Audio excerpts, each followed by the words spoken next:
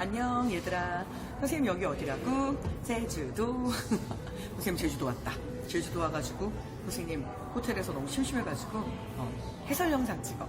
사실은 호텔 안에 있는 카페테리아인데 밤에 손님이 아무도 없는 거야. 지금 없잖아. 그래서 내가 뭘 해도 별로 뭐 사람들이 신경을 안 써요. 주방 아줌마들만 열심히 정리 중이야, 그지? 그래서 선생님 혼자 너무 심심해가지고 이걸 찍고 있어요. 그럼 제주도는 왜 갔냐고? 선생님이 지금 서울에서 호텔 살이 중이잖아. 메리어트 호텔이 이제 너무 지겨워가지고 제주도 호텔로 넘어왔어요. 자, 어찌됐든 너희들이 너무 많이 틀린 문제, 79%를 틀린 문제가 드디어 나왔잖아, 그지? 자, 그런데 왜 틀렸는지 정확히 알 것 같아.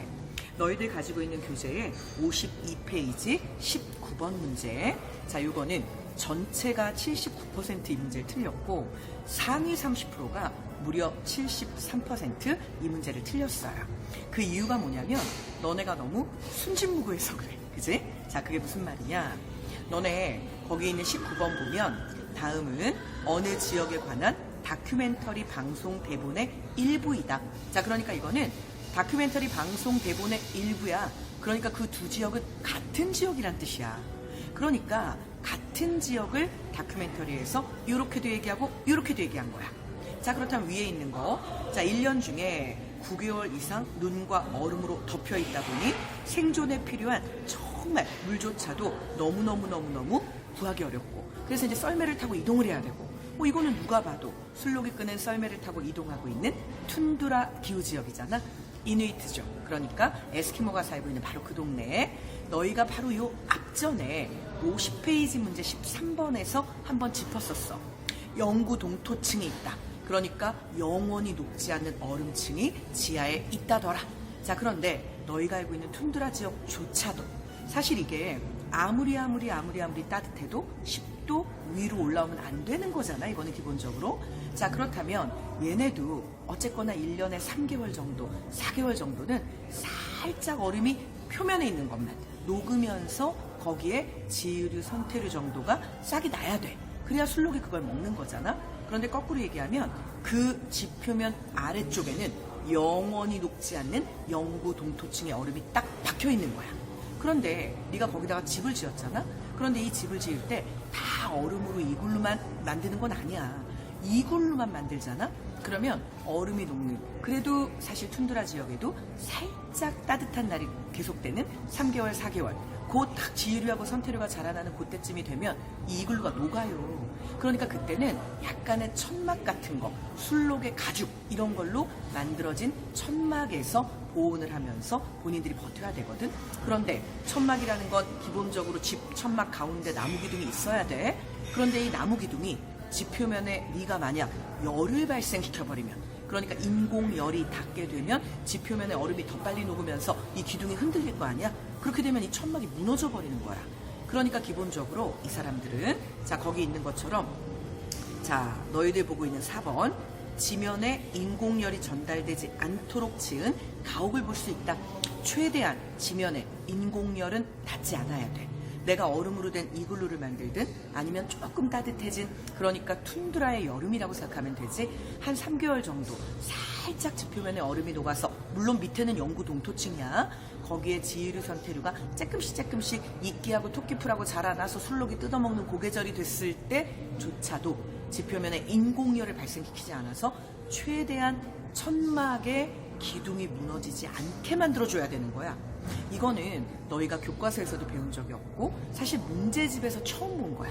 그러니까 지금 니네가 내가 이거 골라도 되나? 이렇게 생각한 거 아니야? 근데 거꾸로 얘기해볼까? 그럼 이거 말고 뭘 고를 건데? 분명히 다큐멘터리에서는 한 지역을 얘기했고 설령 네가 밑에 있는 천막 얘기를 잘 모른다 하더라도 위에 있는 술록이 썰매를 타고 가는 건 누가 봐도 툰드라잖아.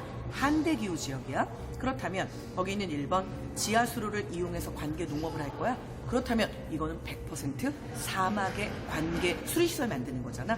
이건 사막이야. 건조한 기후인 거지. 그 다음에 2번 봐봐. 침엽수림이 분포해서 통나무집 만든다? 그럼 이건 기본적으로 냉대기후잖아. 거기서 술록이 썰매 안 끓어요. 자, 그 다음에 3번. 땅속의 양분이 빨리 제거돼서 척박한 토양이 만들어진다. 왜? 맨날 비가 오니까. 그러니까 땅 속에 있는 수용성 성분이 다 녹아서 나가버리는 거잖아. 우리가 알고 있는 열대 우림기후 지역의 황토흙, 그 붉은색이 나는 흙은 기본적으로 대단히 척박하다 이미 얘기했었잖아. 자, 그 다음에 밑에 있는 5번 단위 면적당 생산량이 많은 곡물을 주로 재배한다. 그게 뭔데? 인구 부양력이 제일 높은 거. 그래, 쌀이야, 쌀. 벼야. 그렇다면 이걸 재배하는 곳, 거기는 기본적으로 계절풍이 불고 대륙의 동쪽에 있는 아시아 지역이어야지. 그러니까 결론은 나머지가 너무 대놓고 술록이 썰매 타는 거랑 상관이 없잖아. 그러니까 니네가 4번을 고를 줄 알아야 돼요. 사실 문제를 풀면서 지식을 얻을 수 있어. 이런 문제가 바로 그런 문제야. 그래서 이제 너희는 영구 동토층이라는 말을 50페이지 13번에서 배웠고, 그리고 지금 보는 이 52페이지 19번에서 그러니까 1년에 9개월 정도는 완전히 지표면도 얼어있지만 이누이트족, 에스키모들이 살고 있는 술록이 썰매를 끄는 툰드라 기후에서는 한 3개월 정도는 그래도 이끼랑 토끼풀도 자라나고 그때는 막 천막도 치고 이러는구나. 그럴 때 안에 있는 얼음층, 이게 조금이라도 높지 않게 최대한 인공열을 발생시키지 말아야 되는구나. 그래서 거기다 기둥을 박은 거, 이게 흔들리지 않게 해야 되는구나. 이걸 지식으로 배운 거지. 최근 들어서 요 영구동토층이 나오는 문제가 살금살금 여러 문제집에 출제가 된 게 벌써 2년 정도 됐어.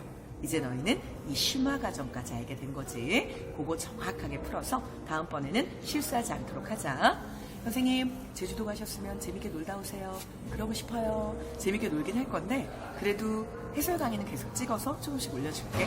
너희한테 바다도 좀 보여주고, 그지?